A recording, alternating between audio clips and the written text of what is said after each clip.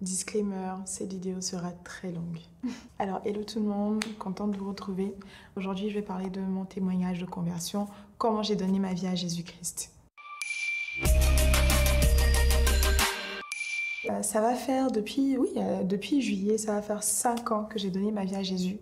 Et que depuis ces 5 ans, ma vie a été totalement changée, totalement transformée. Depuis 2017, le 22 juillet 2017, que je me suis baptisée. Passée par les eaux du baptême dans ma communauté.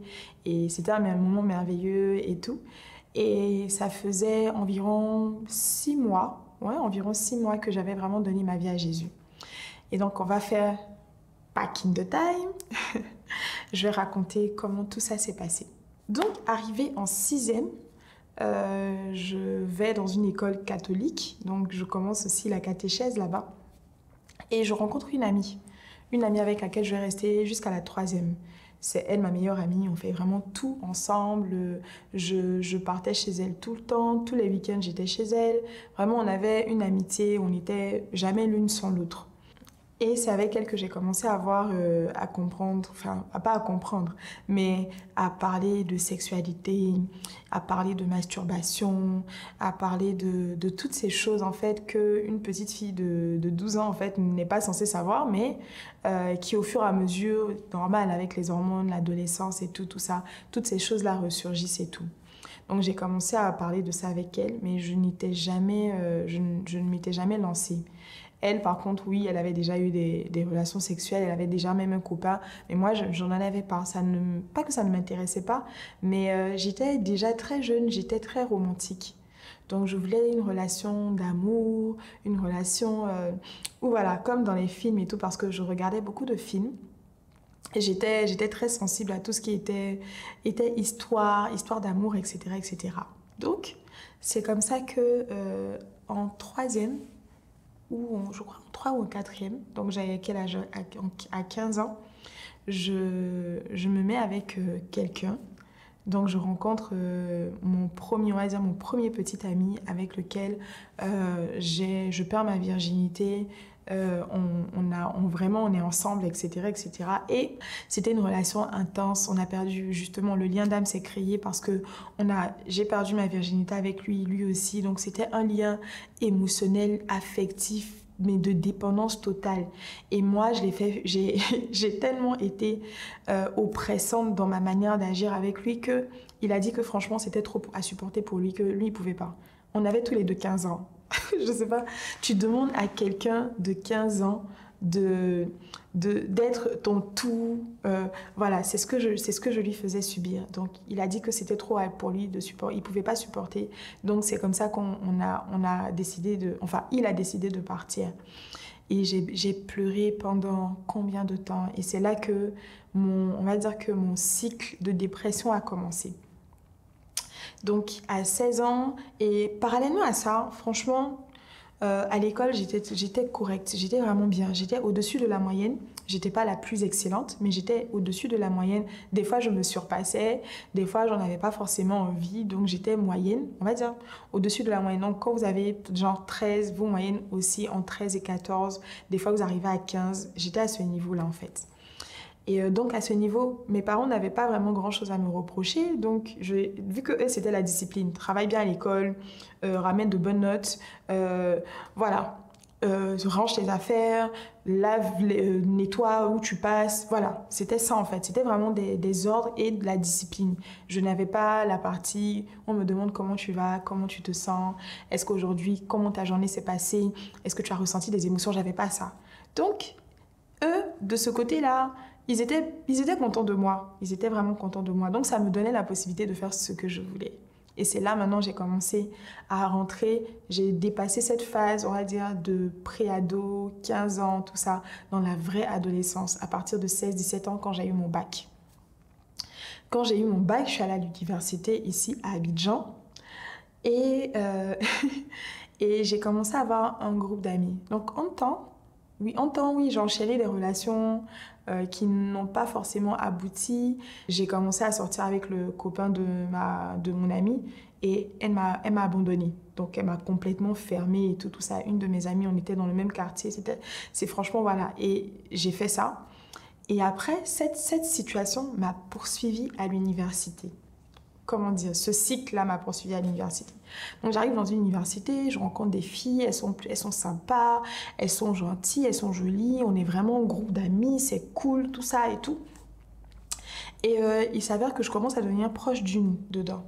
On développe une amitié parce que je trouve qu'on a beaucoup de points en commun, tout ça, etc. Et puis, je la trouvais vraiment très jolie. D'ailleurs, elle est toujours jolie. Elle est toujours jolie et tout. Et bref. Et avec elle, je commence à développer ce truc-là aussi. J'apprends que, oui, elle sortait avec un gars et c'était son ex. Et c'est comme si, et là maintenant, je vais vraiment parler du volet spirituel parce que je me suis rendu compte que moi-même, naturellement, j'avais commencé à avoir des radars spirituels pour repérer ce genre de situation compliquée là pour aller me mettre dedans. Donc c'est comme si l'esprit qui était méchant en moi là, qui avait commencé à se mettre en place en moi là, avait commencé à mettre ses yeux sur le gars, l'ex de la fille. Et je savais que la relation, bon, en tout cas la relation était un peu ambiguë. Et donc ça, c'est quoi? J'avais 18, 19 ans, 19, 20 ans. Donc c'était plus dans cette période-là. Donc, ouais, 19, 20, 21. Donc entre mes 18 et mes 22 ans. Donc c'est cette période-là. Donc je suis à l'université de droit et tout se passe super bien. Et c'est là que je suis dans ce contexte amical et tout. Et donc, il y a une dedans avec qui, comme je disais, je développe une amitié. Et cette amitié-là, elle commence à me donner des informations un peu personnelles. Et voilà, son ex est comme ci, et tout, et tout, et tout.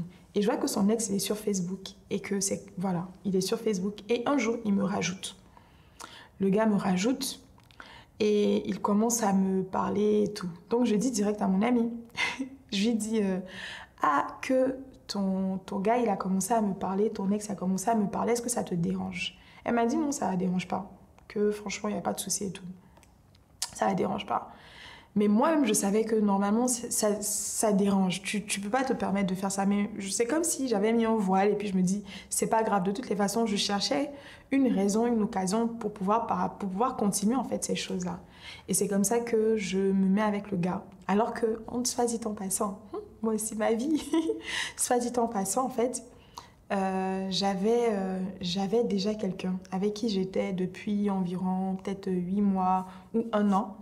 Cette personne avec qui j'étais et tout, avec qui je sortais tout le temps, avec qui je partais en boîte.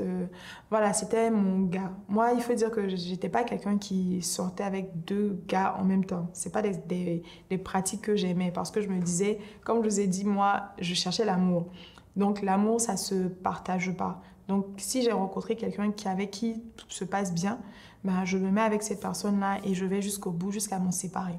Donc, c'est dans ce processus à laquelle j'étais.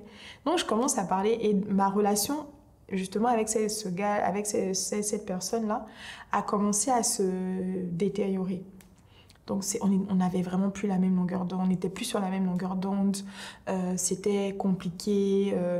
Je sais pas, en fait, je me demandais même pourquoi j'étais avec lui. C'était bizarre. Et c'est dans ce contexte-là que je commence à parler avec l'ex de mon ami. Et lui aussi, très vite, vous savez, les hommes, ils savent séduire. Donc, ils savent en fait le point faible des femmes. Ils savent que c'est ce qu'elles entendent. Donc, en tout cas, il m'a dit des belles paroles là. Moi, j'ai bu les paroles. Et je me suis sentie importante en même temps à ses yeux. Comme je vous ai dit, j'avais développé une grosse dépendance affective vis-à-vis des hommes. Donc, ça faisait que dès que tu venais, que je trouvais en toi quelque chose de bien, quelque chose que j'admirais un peu, direct, c'était que j'étais capable de me mettre avec toi. Et c'est ce qui s'est passé. Donc, je n'ai même pas réfléchi. Je suis allée me jeter dans la relation et tout. Donc, je me jette dans cette relation-là. Et au début, ça se passait bien. Enfin, ça se passait bien parce qu'on se cachait. Vous voyez le jeu un peu dangereux de se dire, oui, je dis pas tout. Je cache un peu. On ne sait pas si on est ensemble. On ne sait pas si on ne dit pas et tout. Bref, c'était dans ça qu'on était. Et un jour, mon amie l'a appris. Elles l'ont su. Donc, tout le groupe l'a su. Et il y avait une autre histoire parallèle encore qui était compliquée et tout, qui a fait que moi-même, j'ai été totalement... C'est comme si même moi-même, j'ai créé tout le cycle pour être totalement rejetée de la bande. Donc, elles m'ont totalement rejetée. Je suis tombée dans une dépression parce que j'étais seule au monde, mais vraiment seule au monde. c'est comme si tout le monde s'écroulait autour de moi. Je me suis retrouvée, mais vraiment anéantie. Parce que les personnes qui faisaient partie de mon cercle immédiat, avec lesquelles je faisais tout, elles m'abandonnaient. À raison, parce que bon, tu n'es pas une fille fiable. Toi, même si ton amie t'a dit qu'elle n'a pas de problème à ce que tu es soit avec son ex, tu as conscience toi-même. Je savais moi-même qu'il y avait quelque chose, enfin, ils avaient un rapport assez particulier. Et à l'époque, en tout cas, et je sais que c'est fini, ça remonte quand même, mais j'avais 18 ans, donc ça fait 20 ans. Donc l'eau a bien coulé sous les ponts. Donc on n'est plus dans ce contexte-là. Mais voilà, moi-même, je savais en fait un peu l'atmosphère dans laquelle c'était. Mais c'est comme si moi-même j'aimais aller tomber dedans. J'aimais en fait les situations compliquées. J'aimais me mettre dans les situations où j'allais créer un contexte où on allait m'abandonner. Et c'était dedans que j'étais partie. Et donc, du coup, je me suis retrouvée toute seule. Et je bénis le nom du Seigneur parce qu'à ce moment-là, j'avais commencé à avoir une amie, mon amie Audrey. Bon, c'est vrai qu'elle aussi, j'avais commencé à lui parler. À l'âge de 17 ans, on avait commencé à développer notre amitié. Et par la grâce de Dieu, elle était toujours là pour moi. Elle était vraiment présente pour moi. Donc, c'est elle qui me soutenait dans ces moments-là. Je me rappelle même qu'elle a envoyé un message même très incendiaire au gars et tout, après, plus tard. Et je vais vous expliquer maintenant pourquoi. Donc, j'étais dans la relation, tout ça et tout. Donc, au début, c'était bien chic parce que quand vous faites les choses un peu cachées, là, c'est un peu intéressant, tout ça. Et au fur et à mesure, je commence à découvrir en fait que c'était un leurre parce que là, il avait déjà une copine. Et la copine, elle était sereine dans son coin, vraiment. J'ai beaucoup aimé la sérénité. J'ai beaucoup aimé. Et moi, gamine comme j'étais super excitée. Je m'agitais je faisais des posts Facebook de manière poétique, d'une manière, mais vraiment, comme on dit, comme une enfant que je le faisais. Mais je réalisais pas parce que je me disais que, bon, j'exprimais mes sentiments. Personne ne m'a appris à gérer mes émotions. Personne ne m'a appris à comprendre en fait que ces émotions-là devaient être canalisées. Donc bon, je me laissais aller, j'écrivais des choses, je postais tout, je disais des trucs et tout. Et c'est comme ça que bon, le gars, j'ai appris il m'a dit même, c'est genre vraiment, quand tu es une femme, tu n'es pas, vraiment, c'était bizarre. Il m'a complètement dit que voilà, il est en train de renouer avec elle. C'est peut-être, il avait arrêté avec elle, mais bon, il a décidé de se remettre avec elle. Donc bon, moi, je me mets où? Ah, c'est à moi de voir où je me mets. Mais malgré ça, j'ai décidé quand même de rester. Et je reste tellement, je suis dans le cycle de l'abandon, de la blessure, d'abandon et de rejet. Je tombe enceinte. Je tombe enceinte de ce gars et c'est là que tout se gâte. Tout se gâte encore plus. J'essaie de parler avec lui. Tout ça, ça a duré environ 8 mois. Hein. 8 mois intenses, 8 mois, 9 mois. J'essaie de lui parler, de rentrer en contact avec lui pour lui dire que je suis enceinte et tout, et que voilà, je lui envoie des messages, il ne me répond pas. Et quand il daigne me répondre, c'est pour me dire ok, on va se voir, et quand on doit se voir, on ne se voit pas. Et je suis tombée ça m'a fait tomber encore plus bas que je n'étais avant. Je suis tombée dans une dépression terrible. Je passais mes nuits et mes journées à pleurer. Je ne mangeais pratiquement pas. J'étais traumatisée par la sonnerie de mon téléphone. Parce qu'avant, à l'époque, c'était BBM et tout. C'était BlackBerry et avec BBM, vraiment, c'était à l'ancienne. Je ne sais même pas si la génération la même connaît actuellement BBM et tout. Et j'étais traumatisée parce que je m'attendais à un message de lui. Et je ne voyais pas ce message, je ne voyais aucun message et ça me traumatisait. J'étais dans une peur, dans une angoisse, je pleurais et je disais mais j'ai un bébé qui arrive, enfin je suis enceinte, qu'est-ce que je fais? Et direct, Stéphanie, avorte. Tu peux pas garder un truc, tu peux pas garder un bébé, tu peux pas. Tu peux pas garder un bébé de quelqu'un qui te déteste en fait, c'est pas possible. Ou qui ne veut rien avoir à faire avec toi, qui ne t'a pas choisi, qui a décidé de partir avec une autre. Parce qu'il a estimé que tu n'étais pas mieux qu'elle. Et voilà, c'était les pensées qui étaient c'était ce que je pensais de moi. Donc finalement, j'ai accepté ces pensées-là et j'ai décidé d'avorter. Donc ma soeur m'accompagne, je vais avorter. Et c'est là où vraiment une grosse dépression. Pourtant, j'avais l'impression que j'allais bien, hein. Je parlais, je continuais d'aller à l'école, je réussissais toujours mes examens, tout allait vraiment très bien.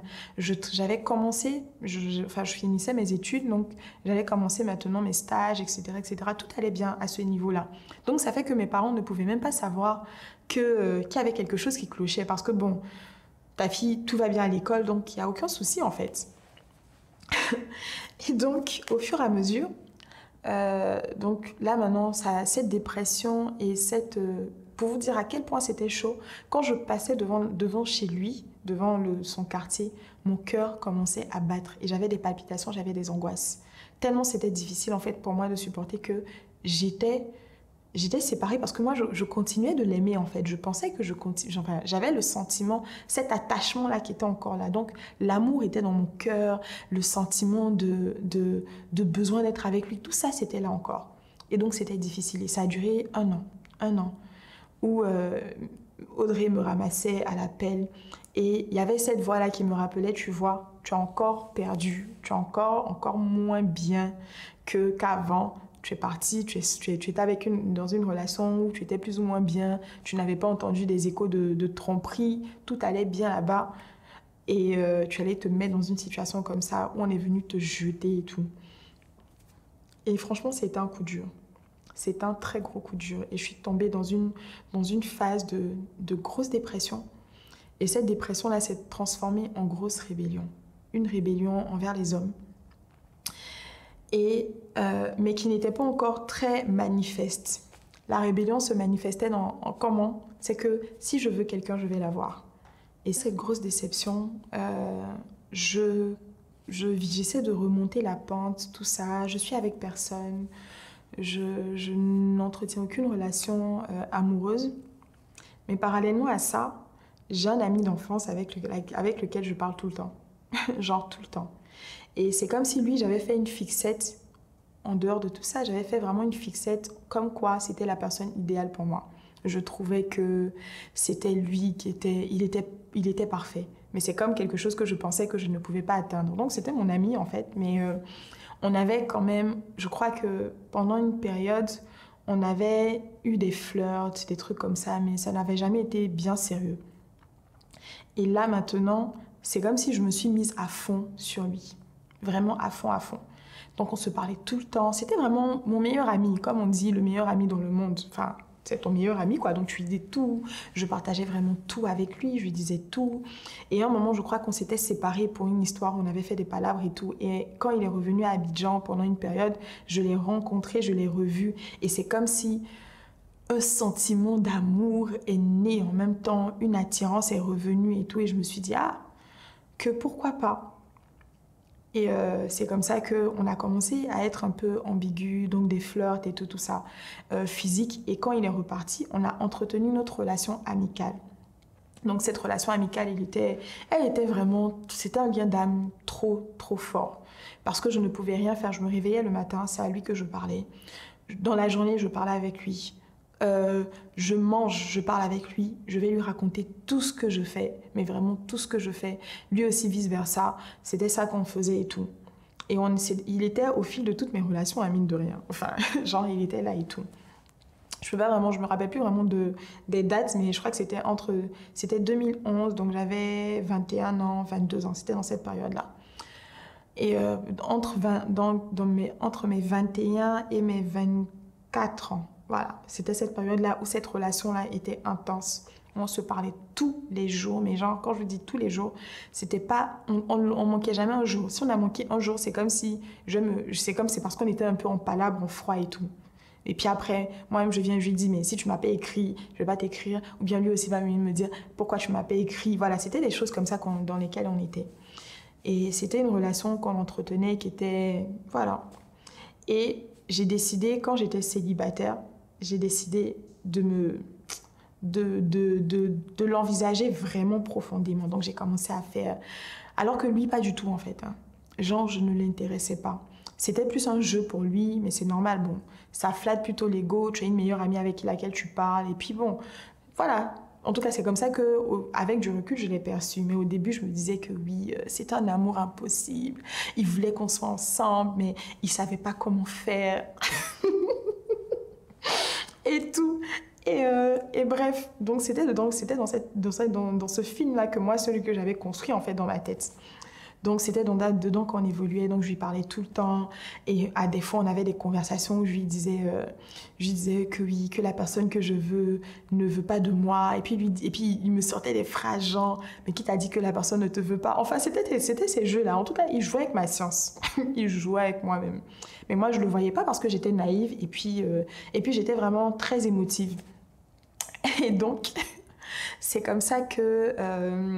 donc voilà, donc lui, il était là et tout. Et donc, je décide de me mettre avec lui. Genre, je décide de tout faire pour qu'on soit ensemble. Donc, ça fait que c'était comme si, limite, relation exclusive, je parlais plus à personne. C'était que lui, je parlais qu'avec lui, je faisais vraiment... C'était lui. Donc c'était dans ça. Donc, je parlais avec mon meilleur ami. Et en 2012, donc, je crois que c'était la période mai-juin 2012, je rencontre un homme, quelqu'un, avec la... Et quand je dis que j'étais dans ce cycle d'abandon, là, surtout par rapport aux amitiés, cette personne que je rencontre est l'ex d'une de mes très bonnes amies avec laquelle j'ai commencé à avoir une relation très intime. Et elle aussi, elle m'a expliqué c'est les problèmes qu'elle rencontrait avec ce gars-là. Et moi, je le détestais. Je lui disais, mais comment que c'est vraiment fautif, bref, et tout. Je le détestais et tout. Et c'est ce gars-là qui vient m'écrire. Tellement je suis dépendante affective, tellement je suis en recherche en fait d'amour parce que, bon, de l'autre côté là-bas, le gars que j'envisage, mon meilleur ami et tout, lui, il est là, il tourne, en plus il est loin, c'était compliqué. Même si dans ma tête, quand même, je le voulais, je réfléchissais, est-ce que je peux pas le rejoindre, là où il se trouve, etc. J'étais vraiment dans un film. En même temps, je me dis, bon, c'est vrai que je suis blessée et tout, je vais aller voir ce que l'autre dit. Peut-être, voilà, je sais pas trop ce qu'il veut, donc je vais aller le voir, je vais aller parler avec lui. Donc c'est comme ça qu'un jour, il m'invite, on va prendre un verre, et je le trouve marrant. Franchement, je trouve qu'il est marrant, quoi. Il est super marrant, il est intelligent, tout ça et tout. Et on va avoir une conversation assez particulière, où c'était la première fois où je parlais avec quelqu'un. Oh, je crois que j'ai oublié un gars, mais lui, je pense qu'on va le zapper. Ça, c'est un gars aussi, c'était une histoire, un homme marié, un homme qui s'est marié derrière mon dos. Mais ça, je pense que je vais passer, parce que peut-être que ça va faire l'objet d'un story time ou je sais pas. Mais je vais pas parler de ça aujourd'hui. Et donc, donc je rencontre, je parle avec lui, et franchement, le feeling passe bien. Et dans cette conversation qu'on a, je lui sors quelque chose qui l'a un peu bouleversé. Je lui ai dit qu'il se cachait derrière une carapace, quelque chose qui n'était pas lui et qu'il fallait qu'il en sorte en fait parce que derrière il y avait quelque chose de beau. Et apparemment c'est quelque chose qui l'avait touché. Donc bref, on se laisse comme ça. Et vous vous rappelez que ce que j'avais fait avec mon autre ami par rapport à son ex, je fais la même chose avec mon ami. Donc je lui ai écrit, je lui ai dit que ton ex m'a écrit, il veut qu'on commence à parler et tout. Et elle me dit aussi, mais écoute, tu peux lui parler Stéphanie, tu fais ce que tu veux, il n'y a pas de problème, tu es une grande fille et tout. C'était la même chose, hein. Je savais très bien que c'était quelque chose que je ne devais pas faire. Mais j'étais devenue tellement égoïste, tellement, encore plus égoïste qu'avant. Je me suis dit, là même je savais que j'étais en train de faire quelque chose qui allait la blesser, mais ça ne m'a strictement rien dit. Je me dis, j'ai été trop blessée dans ma vie, donc ça fait rien en fait. Genre, ça fait quoi? Moi, ce que j'ai vécu là, voilà, toi aussi tu peux être blessée et puis on avance quoi. Genre, c'est la vie qui est comme ça, la vie est faite de haut et de bas et puis elle aujourd'hui c'est son bas. Moi, je vais pas me priver de quelque chose que je trouve intéressant juste pour elle en fait. Donc j'ai dit ok. Donc elle m'a dit ok, mais je sentais qu'elle n'était pas d'accord avec. Donc c'est comme ça que je me mets avec le gars en question, que je vais appeler Abou. Je me mets avec Abou. Je me mets avec lui et voilà, ça commence déjà. Relation en tout cas, au début qui était très intéressante. Franchement, c'était cool. Et je commence à découvrir qui il est au fur et à mesure. dès les premiers instants, j'ai vu son visage. Donc, c'était quelqu'un qui était déjà addict à la drogue. Donc, il fumait H24, la drogue douce, là, qu'ils appellent drogue douce, mais comme c'est quoi la marijuana? Il était accro tous les matins, tous les jours, il était dedans. Et c'est quelque chose, moi, j'ai pas été habituée à ça. Et je n'ai jamais voulu toucher à ça parce que mon contexte familial même, il y avait personne en fait de mon entourage même qui était dedans. Donc vraiment, ça ne m'intéressait pas. Et pour ça seulement, j'avais vraiment une force de caractère. Je ne tombais pas dans les vices. Donc il a essayé plusieurs fois il a essayé plusieurs fois de me faire goûter à ce truc-là, mais je n'ai jamais cédé. Jamais, jamais, jamais cédé. Mais bon, ils m'ont fumé tous les jours, quoi. Donc, on était dedans. En dehors de ça, c'était quelqu'un qui était très intelligent, je le voyais, mais c'est comme s'il n'arrivait pas à développer son potentiel, à se déployer. Et moi, je le voyais et c'était très vite, très vite, très vite des clashs. Des clashs, il m'a manifesté beaucoup de colère. Moi, beaucoup d'amertume, beaucoup de rancœur et même de la violence parce que moi, à la base, je ne suis pas quelqu'un de violent. Mais c'était une pression émotionnelle et psychologique. C'était un vrai pervers narcissique, en fait, que j'avais. J'étais allée tomber avec un vrai pervers narcissique. Mais je m'étais attachée. On était dans l'impudicité, on avait des relations sexuelles, donc le lien d'âme était fort, j'étais tout le temps avec lui. On se séparait, on se remettait ensemble. On arrivait à avoir des grosses crises, des grosses disputes où il me balançait mes affaires par terre. Mais je revenais toujours parce qu'il revenait toujours après avec des paroles genre douces. Oui, je veux pas que tu partes, je veux que tu restes avec moi et tout. Il ne m'a jamais frappée, en tout cas, il ne m'avait jamais tapé, il ne m'a jamais du tout tapé.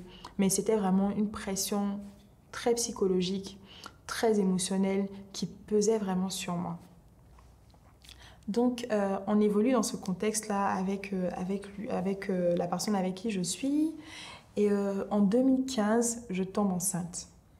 C'était pas la première fois que je tombais enceinte avec lui, je crois que c'était la 2 ou la 3e fois. Et cette fois-ci, j'avais décidé, vu le traumatisme que j'avais vécu de tous ces avortements-là, j'ai décidé de ne pas avorter. J'avais pris la décision de ne plus le faire. Et c'était un jour dans ma chambre, je me souviens, j'ai pleuré, j'ai vraiment pleuré, toutes les larmes de mon corps. C'est comme si je ressentais le fait d'avoir avorté était quelque chose qui pesait sur mon cœur. Je ne savais pas pourquoi. Et j'ai commencé à pleurer. Et moi seule, comme je vous dis, j'étais pas chrétienne, hein, j'avais entendu parler de Jésus, mais c'est pas quelque chose qui me parlait particulièrement. Et c'est comme ça que, une nuit, je crois que j'étais dans ma chambre, il était peut-être 1h du matin, où je me suis levée et j'ai demandé pardon à Dieu. Je ne veux pas vous dire comment, avec quel mot, mais j'ai dit pardon. Pardon d'avoir avorté et je sais que tu me pardonnes. Et je te dis merci pour le pardon. Et je suis rentrée dans un état de joie. Et j'ai commencé à chanter la seule chanson chrétienne que je connaissais. Je crois c'est « Il est bon, il est bon ». Je crois même que c'était un cantique même qui était venu dans mon cœur, même que j'avais créé moi seule. Et c'était « Il est bon, Dieu est bon, Dieu est bon ». Et je n'ai pas arrêté de chanter ça en pleurs et je me suis couchée. Et donc à partir de ce jour-là, je me suis dit « Stéphanie, tu n'avortes plus. Tu ne vas plus jamais faire ça ».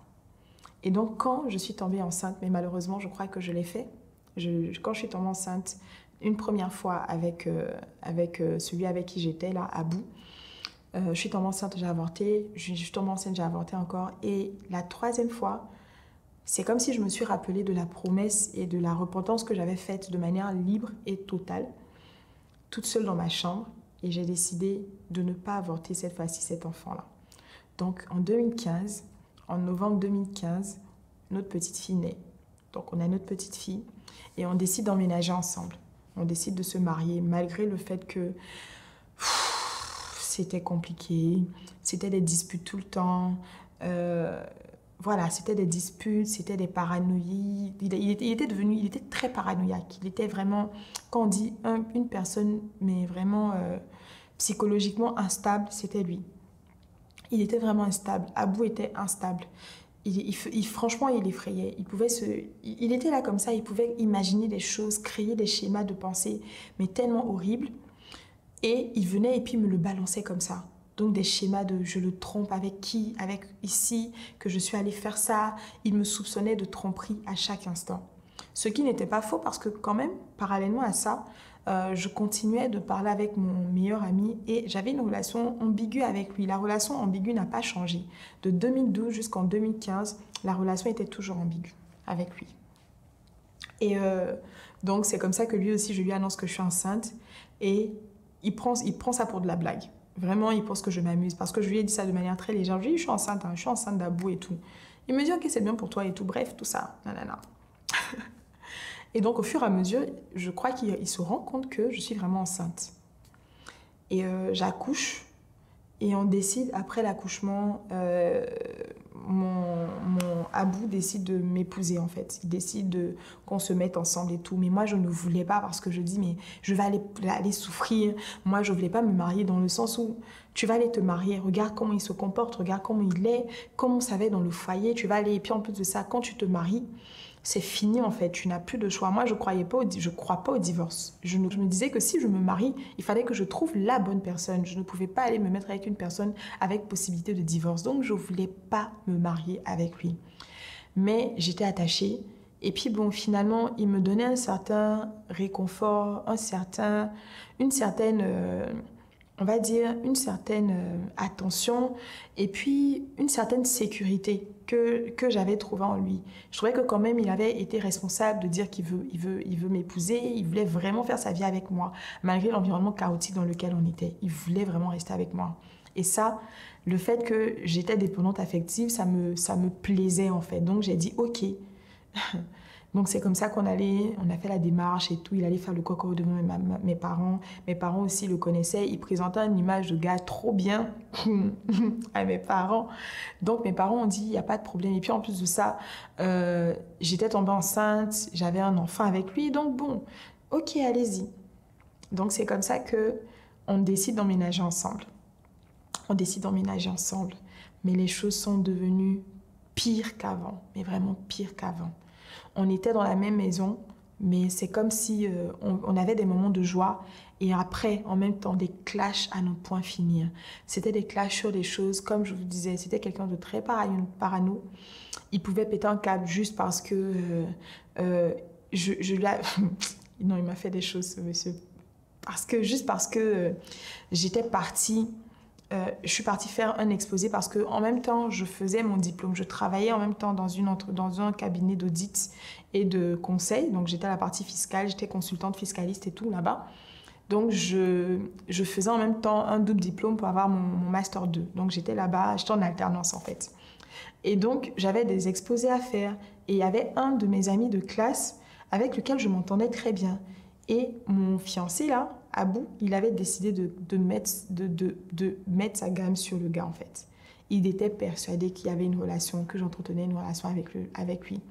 Donc, un jour, comme je savais qu'il était parano, je devais aller faire l'exposé parce que vu que je travaillais, c'était un peu compliqué pour moi de le faire en journée. Donc, c'était les soirs seulement que je pouvais partir chez lui. Donc, on partait. Il n'y avait strictement rien entre lui et moi. Lui-même, c'était vraiment un très bon ami. On parlait, on discutait. Il me parlait de sa relation. Je lui donnais des conseils. Parce que franchement, j'étais quand même un peu sage. Donc, je lui donnais des conseils, etc. Mais Abou, mon fiancé, là, il était complètement... Il avait mis sa gamme sur lui, en fait. Il était persuadé qu'il y avait quelque chose. Donc, quand c'est comme ça, le jour où je suis partie faire l'exposé chez lui, j'ai pas dit... J'ai dit que je suis à la maison et tout. Et je suis en train de faire l'exposé, je vois que mon téléphone sonne, c'est Abou. Et il me dit, tu es où? Je lui dis, ben, je suis chez moi. Il me dit, ben, je suis devant chez toi. Je lui dis, bon, je ne suis pas à la maison. Que là, je suis venue travailler chez je l'appelais comment?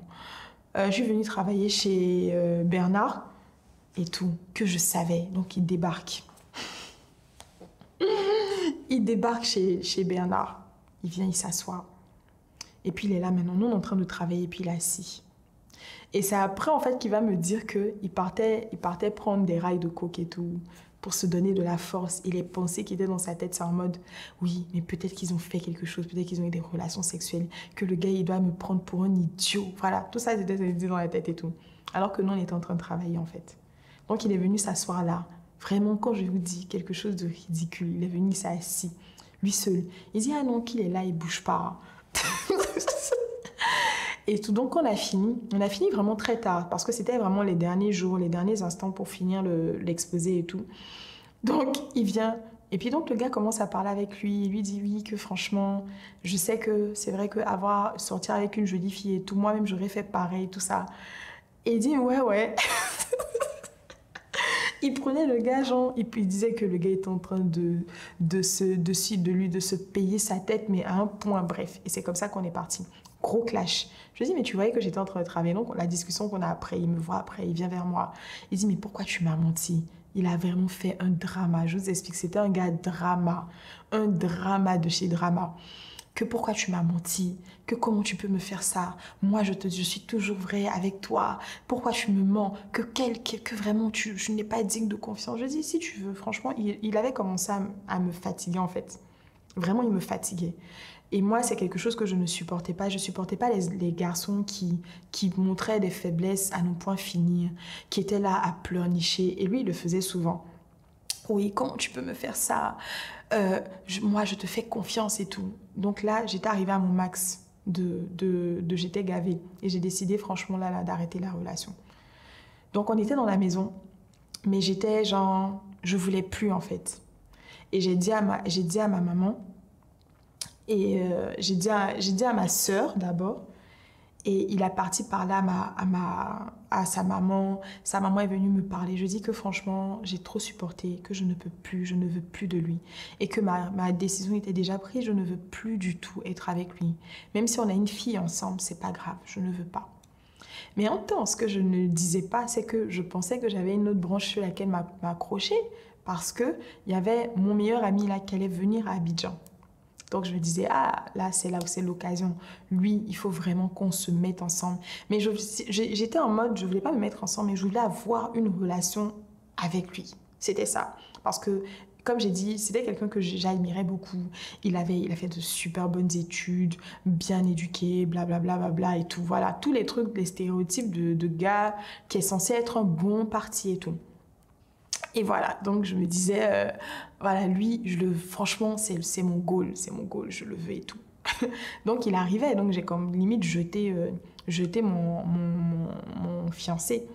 Et donc j'ai dit que je veux plus tout ça. Et donc moi-même, je lui ai dit, avant qu'il n'arrive, je lui ai dit que oui, que je suis célibataire, que j'ai arrêté et tout. Il m'a dit, ok, à feuille, il n'y a pas de problème et tout. Donc il arrive, on va se voir. Donc il arrive, je crois que c'était dans la période de décembre, en tout cas c'était en décembre 2016, un truc comme ça. Donc on arrive et tout, donc c'est les vacances, donc tous les vacanciers arrivent, tout ça, nanana. Donc on décide, on se voit, tout ça, et il est arrivé qu'on ait eu des relations sexuelles et tout. Et moi, genre dans ma tête, c'est bon, on va se mettre ensemble, on va tout faire pour se mettre ensemble. Et il me dit, dans une conversation, comme c'est mon meilleur ami, on parle de tout. Moi, je lui ai dit que je suis tombée enceinte, je lui ai dit que je me mettais en couple, tout ça. Lui aussi m'expliquait ses relations de couple, etc., etc. Et il n'était plus en couple. Donc moi, je disais que s'il n'est plus en couple, forcément, si on est tous les deux plus en couple, on peut se mettre ensemble. C'était mon schéma dans ma tête. Et donc, quand il arrive, on a une relation sexuelle et on se sépare comme ça. Et il est toujours à Abidjan. Et donc, il est à Abidjan. Et un jour, il vient, il m'écrit, il me dit Donc, je commence, comme c'est le même milieu et tout, là, je commence à comprendre il avait des vues sur une fille ici à Abidjan. Et qu'ils se sont même retrouvés là-bas. Quand ils sont partis, elle est partie le voir dans le pays où il était et tout. Et bref, donc j'ai commencé à lui poser des questions parce que je dis, mais moi, genre, c'est mon meilleur ami là, donc il doit forcément venir me donner les infos. Et il a dit, je dis, donc j'essaie de tirer sa bouche, je lui ai demandé, mais toi, tu as quelqu'un actuellement, tout ça, nanana. Et il me dit, en tout cas, je pense à quelqu'un, je pense à une fille là, que franchement, elle est bien. Là maintenant, grosse blessure. Que franchement, ouais, c'est du bon et tout, elle est vraiment bien, tout ça, tout ça. Donc, mes radars commencent à s'activer, je commence à lui poser des questions. Est-ce que c'est cette fille-là? Il me dit non, c'est pas elle. Et puis lui aussi, il joue dessus. C'est pas elle. Et donc, je commence à regarder avec les réseaux sociaux. Je vois sur Instagram une photo. Je vois que la fille, en fait, avant, c'était une très bonne amie à moi. Et d'ailleurs, je l'aime tellement encore. Vraiment, c'est mon crush. Ça va jamais changer, en fait. J'aime cette fille-là. Et je la trouve tellement belle, tellement douce. Et bref, voilà, c'est ça, en fait. Et ça, ma pensée n'a pas changé. N'a pas changé sur elle et tout. Et donc, Je découvre et je vois que c'est elle. Et là, bam, la claque. La claque de chez claque. J'ai mal au cœur. Mais je fais comme si tout va bien. Genre, je fais comme si tout va bien. Mais ça, en fait, quand on dit quelqu'un est descendu au plus bas, en fait, là, c'était là. De un, la personne que tu veux ne te veut pas. Et il s'en va se mettre, en fait, avec une fille que tu trouves super jolie. Et que tu trouves trop intéressante parce que toi-même, en fait, tu connais pas ta valeur. Donc, tu connais pas ta valeur, donc tu te dis, waouh, il a choisi en fait. Il a choisi la crème de la crème, c'est évident.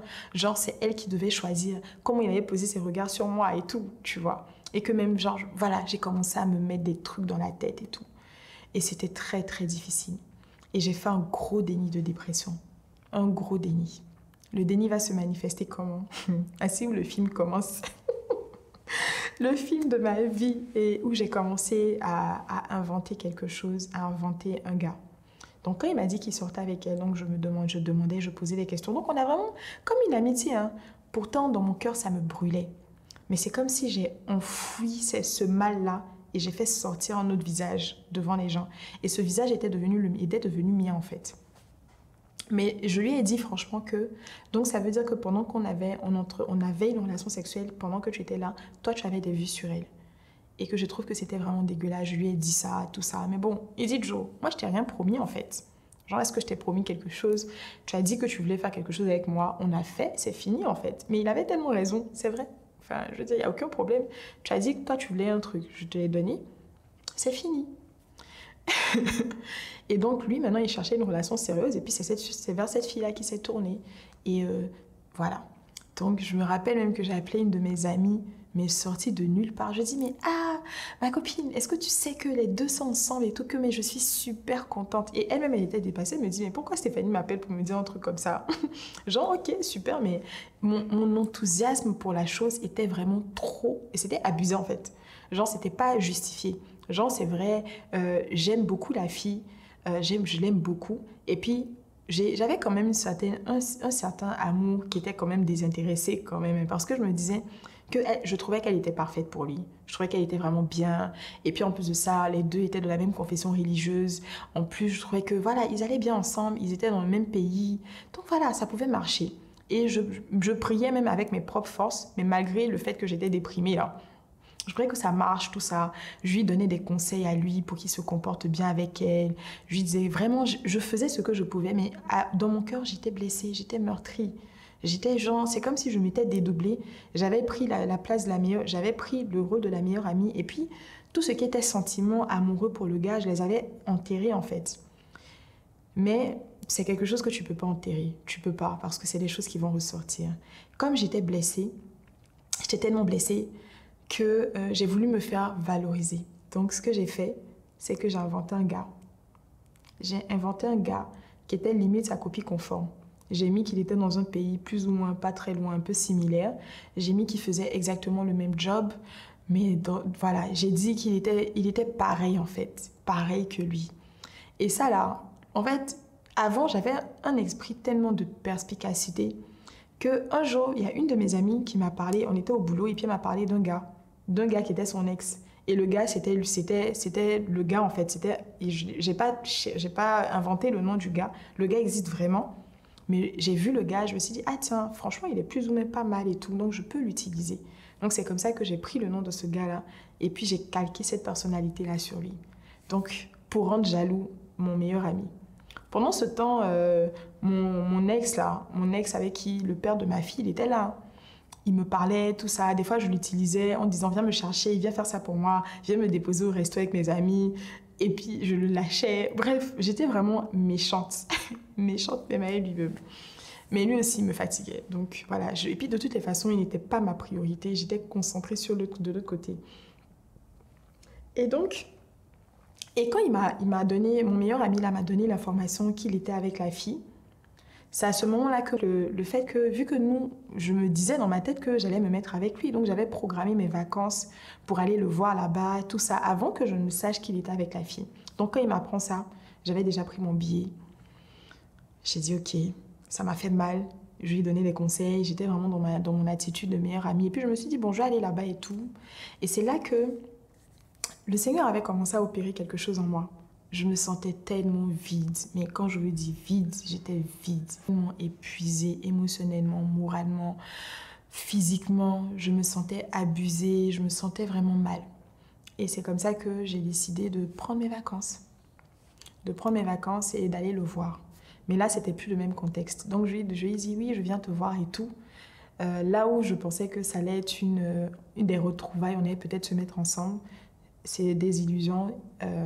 J'allais aller voir mon meilleur ami qui était avec sa nouvelle copine. Et il m'a dit qu'elle allait être là en fait. Donc j'ai dit ok, j'ai accepté et tout. J'ai accepté. Et quand je suis arrivée là-bas, j'étais avec mes frères, j'ai passé de super bonnes vacances, c'était bien. Et je suis partie dans la ville où il était. C'est là maintenant, on est restés ensemble. Et c'est là, comme je vous ai dit, la fille en fait, la fille avec qui il était, c'était une très bonne amie à moi. Et on s'était séparés à cause d'un quiproquo. Vraiment une histoire vraiment très bizarre et tout. Et donc ce jour-là, on est sortis ensemble, tous les trois. On est partis dans un bar. Et on a causé, on a parlé, on a discuté et tout. Et c'est comme si, je vous assure, c'est comme si mes yeux se sont ouverts sur le gars. Comme si, en fait, je me suis dit, mais en fait, mais pourquoi même j'ai pensé même quelque chose de lui? C'est vraiment comment j'ai pensé même que je devais être avec lui, en fait. Vraiment, je ne veux pas expliquer, mais c'était comme surnaturel. Et la seule chose que je voulais faire, c'était renouer mon amitié avec la fille, en fait. Donc, c'est comme si, ce jour-là, on a mis le gars de côté. Et puis nous, on était en train de causer dans le bar. On a parlé, on a rigolé. En fait, c'est comme si on s'était retrouvés. Et j'étais tellement heureuse, tellement contente. Mais heureuse de l'avoir retrouvé. Et c'est comme si j'avais accepté même finalement. Genre, maintenant, c'est comme si j'étais guérie du fait que je ne sois plus avec lui. Parce que je ne le voyais plus, en fait. Genre, il ne m'intéressait plus vraiment. Mais c'est parti comme ça. Vraiment, mais comme ça que c'est parti. Ma délivrance s'est passée comme ça avec lui. Pourtant, c'était un lien d'âme que j'entretenais depuis plus de 10 ans. Mais c'est comme ça. Quand j'ai vu, je l'ai regardé, je dis, mais en fait, pourquoi je me suis autant attachée à ça et tout, à cette relation-là? Et j'ai commencé, j'ai renoué avec mon ancienne amie. C'est vrai que nos relations ne sont plus pareilles, mais elle sait que je suis disponible pour elle et voilà. Et c'est comme ça que je suis partie et mes vacances se sont vraiment bien passées. Et j'ai été libérée de lui, en fait, de ce processus-là. Et quand je suis revenue à Abidjan, notre discours était différent. En tout cas, franchement, je me suis sentie libre. Libre même de cette relation qui me tenait, où je voulais coûte que coûte être avec lui. Et je me suis dit, franchement, c'est cool qu'il soit avec elle. Il n'y a pas de souci. Et par contre, oula, j'ai oublié. La partie où j'ai inventé le gars, c'était avant d'arriver, en fait, dans sa ville. J'ai menti, j'ai inventé le gars, j'ai dit que le gars, il allait venir dans la ville, il allait me voir. Je lui ai dit comment il est venu me chercher. Et comme on se parle tout le temps, donc je lui disais, oui, je suis avec le gars ici, donc je te parle après, alors que j'étais avec aucun gars. Et tout ça, et tout. Et c'est là que quand je suis arrivée dans sa ville, le déclic s'est opéré et tout. Et donc j'avais menti là, donc le gars, il pensait que j'étais avec quelqu'un. Mais j'étais avec personne, même si j'avais été délivrée de ce lien-là, de la volonté d'être avec lui. Mais lui, il croyait toujours que j'étais avec quelqu'un et tout. Donc, je suis revenue à Abidjan, et là, bon, les choses allaient normales. Je partais au travail, j'avais ma fille, j'avais vraiment décidé de partir de la maison. Donc, je suis partie chez ma sœur parce que j'avais trop honte de retourner chez mes parents. Je sais que mes parents n'allaient pas me chasser, hein, mais j'avais honte en fait. Je me disais, tu es partie de chez tes parents, tu vas revenir. Je trouvais ça bizarre. Donc je suis partie chez ma sœur. Donc ma sœur m'a accueillie et puis il n'y a pas de souci avec ma fille et tout. Donc c'est là même, elle était avec ses sœurs, avec les filles de ma sœur. Donc ma fille a grandi dans un bon environnement pendant cette période-là. Et c'est comme ça qu'un jour je suis au bureau. Je suis assise et j'ai une amie qui s'appelle MC, elle, je peux dire son nom. Si tu regardes cette vidéo, je rends grâce à Dieu pour ta vie parce que vraiment que Dieu te bénisse. Elle publie depuis lundi, je me rappelle très bien, c'était un mercredi, et depuis lundi, je voyais une vidéo qu'elle avait fait passer et tout. Elle parlait de quelque chose, je regardais, c'était un monsieur qui parlait et tout. Et entre midi et 2, comme j'avais rien à faire, je me suis dit, tiens, Ah, la vidéo est passée sur Facebook, je vais regarder, je vais cliquer dessus. Donc je clique sur la vidéo et la vidéo parlait de l'envoûtement par la musique. Moi, je suis toujours quelqu'un, mais avant, j'étais quelqu'un qui écoutait tout le temps la musique. Je m'endormais avec la musique, je me réveillais avec la musique, je faisais tout avec la musique. J'écoutais du Rihanna, j'écoutais du Beyoncé, j'écoutais du Drake, du Jhené Aiko. Voilà, c'était mes chanteurs. C'était ce que j'écoutais, genre vraiment. J'écoutais de The Weeknd, j'écoutais, voilà, tous ceux qui sont un peu mélancoliques, genre Sade Adou. Voilà, c'est ce que j'écoutais tout le temps. Et donc, dans la vidéo, le monsieur qui était dedans, il parlait, il disait que vous ne savez pas en fait le pouvoir de la musique, que la musique a été créée pour adorer Dieu. Je dis, ah ouais, tout ça, que ça a été créé à l'origine pour adorer. C'était des louanges et d'une adoration qu'on faisait en fait à Dieu. Et qu'il y a un ange déchu c'est l'ange en fait qui est Satan, qui est devenu Satan, Lucifer, qui était le chef des louanges et c'est lui qui a été déchu. Et c'est lui qui domine maintenant la musique. J'ai dit ok. Et il a dit que cette musique-là vous envoûte. Les paroles qui sont dites dedans, vous ne vous comprenez pas, mais vous répétez ces mêmes choses de manière cyclique. Vous le répétez, parce que ces paroles-là ont un pouvoir satanique derrière. Et là, c'est le déclic s'est opéré. Je ne peux pas vous dire ce qui s'est opéré physiquement. Physiquement, il n'y a rien eu. Mais dans mon âme, dans mon esprit, j'ai commencé à être bouleversée. Un bouleversement que, jusqu'à présent, je ne peux pas expliquer, si ce n'est que la grâce de Dieu. Mais j'étais là. Et j'écoutais, plus j'étais en train de me dire, mais dans quel système je suis? Le monde est quoi? C'est quoi le monde? Le monde dans lequel je suis là, qu'est-ce que c'est? J'ai commencé à me poser des questions. J'ai commencé à faire des recherches et il parlait de Jésus dedans. J'ai commencé à faire des recherches. Je dis, oui, j'ai déjà entendu parler de Jésus, oui. Mais qui il est réellement? Et tout ça, je le faisais au bureau. Je passais mon temps, quand j'avais une pause, je passais mon temps à aller regarder. Jésus, c'est qui? Et c'est là comme ça que j'entends dans mon esprit, Jésus, en fait, on est quand? Tu es en quelle année? Je dis, je suis en 2016. Et il me dit, tu commences à compter à partir de qui? Je dis, à partir de la l'an 0, la naissance de Jésus-Christ. Et c'est là que j'entends dans mon esprit encore que, tu vois, tout le système dans lequel tu crois, les raisonnements que tu penses vrais, la société, comment tout est organisé, toutes ces choses-là, les systèmes de pensée, toutes ces choses-là sont basées, ce temps-là est basé sur une seule personne, est basé sur la naissance de Jésus. Et c'est là, j'ai commencé à pleurer, j'ai commencé à dire, mais je veux connaître qui c'est. J'ai entendu parler de l'amour de Dieu, je ne savais pas. On dit Dieu t'aime, mais Dieu t'aime, ça veut dire quoi? Je ne savais pas. Je suis allée chercher et c'est là que je lis tous les versets. Je vais prendre la Bible, je demande, mais la Bible, on me dit que c'est faux. La Bible, c'est les personnes qui l'ont écrite et tout. Et c'est là que je vais regarder que la Bible, en fait, c'est fait par l'Esprit de Dieu. L'Esprit de Dieu, qui il est? Il était là au commencement, depuis la création, il est là. C'est comme ça que les écailles de mes yeux tombent. J'ai commencé à voir les choses, j'ai commencé à comprendre les réalités spirituelles, j'ai commencé à comprendre que la raison pour laquelle je réagissais comme je faisais, c'était parce que j'étais dominée par un esprit, j'étais dominée par des émotions, par des sentiments qui me donnaient une manière de me conduire. Et j'ai été oppressée dans mon âme, dans mon cœur, par des pensées qui me disaient, quand j'ai compris cette chose, j'ai compris les réalités spirituelles, j'ai compris la présence du Saint-Esprit, j'ai compris la présence de Jésus, j'ai commencé à avoir des oppressions, des pensées qui voulaient s'imposer à moi, qui me disaient, tu m'appartiens, tu es à moi, tu ne vas pas partir, que tu sais que tu appartiens à ce monde, tu ne partiras pas, que tu ne pourras pas partir, tu m'appartiens. Je n'arrêtais pas d'entendre ça. Et je me souviens encore un jour, tellement c'était fort, j'ai dû aller m'enfermer dans les toilettes du bureau pour proclamer les paroles que j'avais lues dans la Bible. Et c'est à ce moment-là que j'ai dit, j'appartiens à Jésus-Christ. J'appartiens, j'ai été rachetée par le sang de Jésus. Je n'appartiens plus au royaume des ténèbres. J'ai été attirée vers le Seigneur, à son admirable lumière. Je suis rachetée. J'ai pas arrêté de proclamer ça pendant des périodes et des périodes. Pendant une longue période, j'ai répété ça pour que ça entasse en terrine.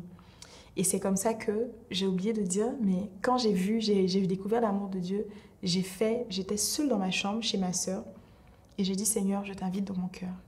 Je t'invite dans mon cœur, je te veux, je te désire. Je veux marcher avec toi. Je veux marcher avec toi. Je veux ton amour. Viens me remplir de ton amour parce que j'étais devenue tellement vide. J'étais vide. Et j'ai senti le Saint-Esprit, j'ai senti l'amour de Dieu me remplir. J'ai senti une force que je n'avais jamais connue. Et c'est comme si tout ce que j'avais fait avant, les avortements, ma vie passée, les échecs amoureux que j'avais connus, la tristesse, l'environnement familial où je n'étais pas comprise, toutes ces choses-là étaient devenues comme si ça n'avait jamais existé. Tout ce que je savais, c'est que j'avais l'amour de Dieu, que j'étais rachetée, que j'avais une identité en Christ. Et quand on dit Dieu est bon, je vous ai parlé de ma meilleure amie. Bon, tout le monde connaît, même si vous me suivez sur Instagram, vous connaissez ma meilleure amie Audrey. Audrey, en même temps, parallèlement à ça, elle avait commencé son cheminement aussi. Elle avait rencontré le Seigneur et elle partait dans une communauté. Et elle avait été invitée par une autre de nos amies. Elle aussi, son témoignage, je crois que si elle aura l'occasion de l'expliquer, on est vraiment toutes liées par la grâce de Dieu. Vraiment, quand on dit Dieu fait concourir toutes choses à notre bien là. C'est vraiment ce qui s'est passé. Il n'a pas permis que mon amie soit dans le monde et moi, je sois dans le monde et vice-versa et que l'une de nous soit libre, soit seule en fait. Et elle aussi, elle avait fait son cheminement et elle était avec notre autre amie Mouna qui, elle, avait rencontré le Seigneur, je crois, 2 ans auparavant. Et elle avait commencé à avoir une certaine admiration pour elle, elle ne savait même pas pourquoi. Et c'est comme ça qu'elle était emmenée au Seigneur aussi avec Mouna. Et elle partait dans une communauté. Et moi, j'étais catégorique. Je disais que moi, les pasteurs, toutes ces choses-là, je n'en veux pas. Je n'en veux pas. Je veux pas. Ça m'intéresse pas. Donc, je faisais mes cultes en ligne. J'écoutais la parole de Dieu. Je passais mon temps à jeûner et à prier. Parce que j'avais soif, en fait. J'avais soif. Ce que, en fait, je mangeais et puis j'avais pas la satisfaction. Je sortais, je partais en boîte de nuit, je n'avais aucune satisfaction. J'étais tout le temps abonnée aux boîtes de nuit, c'était ma vie tout le temps. Toutes ces choses-là ne m'ont pas donné de joie en fait. Donc j'ai abandonné tous les hobbies, le fait de m'habiller, de me saper, d'être toujours bien mis. J'avais mis ça de côté. J'étais vraiment devenue comme une go bizarre en fait. J'avais maigri. Au bureau, j'ai subi des railleries par rapport à ça. Les gens se moquaient de moi pour dire « Mais toi aussi, ton affaire de Dieu, là, c'est pas comme ça. » J'ai reçu des persécutions à ce niveau-là. Mais j'étais tellement focus sur ma quête que tout ça ne m'intéressait pas. Et donc, je faisais mes cultes en ligne. Je suivais Pasteur Marcelo parce que c'était sa vidéo que j'avais regardée.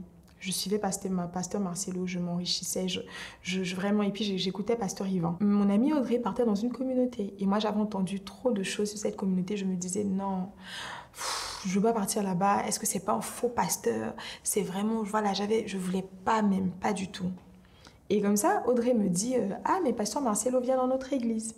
Je dis ah ouais, que franchement j'allais l'écouter et tout parce que c'était mon pasteur en fait pour moi. C'était mon pasteur, c'est lui que j'écoutais, c'est lui qui m'a fait grandir, qui m'a parlé de la femme, de ce que les hommes n'aiment pas, le type de femme que les hommes n'aiment pas. C'est lui qui m'a parlé de la sanctification, de la puissance de la sanctification. Voilà, donc c'était mon pasteur. Donc je disais, ah mais s'il vient à Abidjan, c'est cool parce que j'aurais pas l'occasion d'aller au Congo, donc je vais aller là-bas. Et donc j'arrive dans l'église où je voulais pas aller. L'église que je ne voulais pas sentir, que je ne voulais même pas, de laquelle je ne voulais même pas entendre parler de cette église-là.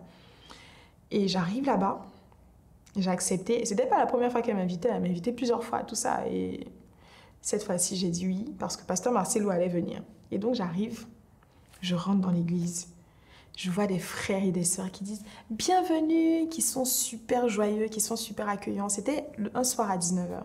C'était pour un rendez-vous qu'ils ont à 19h et tout. Donc je m'en vais, j'arrive là-bas et tout. Et voilà quoi. Donc j'arrive dans l'église et je me sens tout de suite bien. je me sens hyper bien. Je me sens apaisée. Et je vois le monsieur qui monte, je dis, mais c'est pas pasteur Marcelo, c'était un autre pasteur qui avait un nom similaire. Je dis, mais elle m'a blagué. Mais c'est comme si elle-même, elle savait pas. Et quand je suis arrivée, je sais même pas ce que le pasteur qui était là a dit. Je ne me rappelle plus de sa prédication. Mais tout ce que j'avais, en fait, c'était l'amour de Dieu. J'ai senti l'amour de Dieu dans cette église et j'ai dit, je ne veux plus partir de là-bas. Et c'est comme ça que ça, c'était un mercredi. Et le dimanche d'après, elle m'a invitée. Le dimanche d'après, ils ont fait l'accueil des nouveaux. Et puis dès que je suis arrivée en même temps, je suis allée m'inscrire. J'ai dit, je suis membre. J'étais super heureuse, j'étais contente, j'avais reçu la joie. Je me rappelle même de la tenue que j'avais portée et tout. C'était vraiment un beau moment et c'est comme ça que je suis rentrée dans cette communauté-là et où je suis depuis plus de 5 ans. C'est là-bas que je me suis baptisée. Et voilà.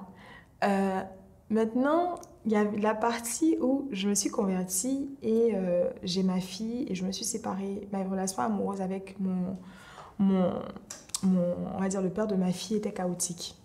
Donc cette relation-là, je pense que je l'ai plus ou moins expliqué dans mon témoignage, comment j'ai su que c'était le bon. J'en parle un peu.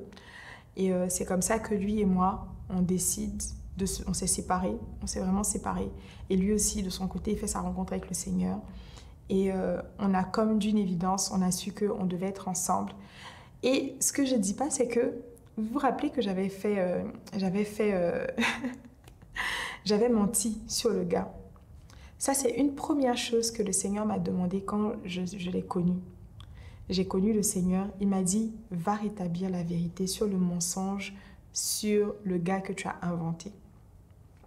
Et va le dire à ton meilleur ami. Mais j'avais super honte. Je me suis dit, mais il va me juger. Il va dire que oui, que regarde comment tu es misérable.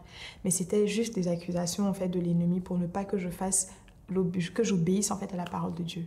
Mais j'ai pris mon courage à deux mains. Je me rappelle, je suis allée m'enfermer dans la bibliothèque à mon boulot. J'ai pris mon téléphone, j'ai appelé sur WhatsApp. J'ai dit, allô, que j'ai quelque chose à te dire, que je t'ai menti. Et quand je dis j'ai tout dit là, je dis je t'ai menti. Je t'ai pas menti seulement que sur le fait que j'entretenais une relation, mais je t'ai menti sur le gars. Le gars était imaginaire. J'ai dit tous les détails. J'ai dit que je l'ai inventé comme toi parce que je voulais te rendre jaloux. Je voulais que tu aies mal comme j'ai eu mal et tout. Il a fini de m'écouter. Il m'a dit ok. Et puis j'ai dit c'est tout. Il dit ok. Il dit sinon on dit quoi, ça va? J'étais là, je dis waouh, Seigneur. Et on a recommencé à parler comme si de rien n'était. Je dis oui, ça va. Et tout. Et lui, de ce côté, c'est vrai qu'il n'y avait plus du tout d'amour, genre l'amour charnel, tout ça. Mais j'ai connu l'amour du Seigneur et lui, il ne connaissait pas le Seigneur. Donc, j'ai commencé à vraiment prier pour lui. J'ai prié pour lui, vraiment, pour dire, Seigneur, c'est quelqu'un avec qui j'ai été amie avec lui pendant des années. Maintenant que j'ai la vérité, que je suis dans une paix, je veux la lui communiquer parce que aussi, je voyais ses luttes. Et c'est là le Seigneur m'a révélé qu'est-ce qui n'allait pas chez lui. Et je l'ai vu tel qu'il était. Donc même le soupçon même de peut-être en fait d'envie même d'être avec lui même qui aurait pu rester là, tout est parti. Et ça s'est transformé en genre, waouh, c'est grave en fait. T'imagines si même je m'étais mariée avec lui, mais qu'est-ce que ça allait être? C'est là le Seigneur m'a révélé les blessures du gars et tout. Et j'ai essayé de l'emmener un peu au Seigneur, mais bon, ça l'a pas intéressé. Mais je crois que Dieu fait chaque chose en son temps. Et le Seigneur touche qui il veut, quand il veut. Et je sais que quand il a choisi ces personnes, il n'y a rien qui peut empêcher de les retrouver. S'il a entendu une fois sa parole, je sais qu'il peut l'emmener à connaître le Seigneur. Donc, c'est comme ça que j'ai coupé les ponts avec lui. Comme c'était un lien d'âme, sincèrement, la meilleure chose à faire, c'était de couper totalement. Donc, j'ai coupé... Je crois, est-ce que je ne sais même pas si je lui ai dit même. Je ne pense pas que je lui ai dit. Mais j'ai coupé, je l'ai bloqué partout. Mais vraiment dans l'amour du Seigneur. Hein. C'est pas genre, je veux pas voir ce qu'il fait. C'est pas ça même. Mais c'est juste, c'était les garde-fous que je me suis mise pour protéger mon cœur. Parce qu'il y a des choses, des processus qui peuvent se réenclencher parce que la chair a une mémoire. Donc, je voulais même pas réenclencher quelque chose. Donc voilà, je l'ai bloqué de partout. Mais maintenant, franchement, ça va, quoi. Ça va. Il y a plus rien. Il y a vraiment, mais vraiment plus rien du tout, quoi. Donc voilà. Et donc c'est comme ça qu'avec mon fiancé de l'époque, on a décidé de se mettre ensemble et on a fait le cheminement au mariage jusqu'à se marier aujourd'hui. Et c'est mon mari. Et C'est mon mari depuis plus de 4 ans, donc depuis maintenant 4 ans. On s'est mariés, même si ça fait depuis 2012 qu'on se connaît, donc ça fait 10 ans, depuis le 12 juin 2012, ça fait 10 ans qu'on se connaît. Et voilà. Ouh. Je sais que j'ai omis des choses parce qu'il y avait même la partie... il y a plusieurs parties que j'ai omises, mais je crois sincèrement que j'ai dit ce qu'il fallait dire. Et le Seigneur, je sais qu'il est capable. Moi, j'ai rien demandé. J'ai rien demandé. J'étais dans un état de détresse émotionnelle terrible et le Seigneur, dans son amour, a vu ma détresse et il est venu me trouver. Et je sais qu'il y a plein de personnes qui me suivent qui ne vont pas bien. Il y a plein de personnes qui ne connaissent pas leur identité, qui ne savent pas qui elles sont, qui ne savent même pas comment marcher, qui font les choses en fait par elles-mêmes, mais qui sont tout le temps épuisées. Je veux vraiment vous dire que moi, je n'ai aucun mérite. L'amour de Dieu m'a trouvé. Quand les gens me demandent à chaque fois, mais comment tu as fait pour connaître le Seigneur? Je dis, je ne sais même pas. C'est lui qui est venu me trouver tel que j'étais.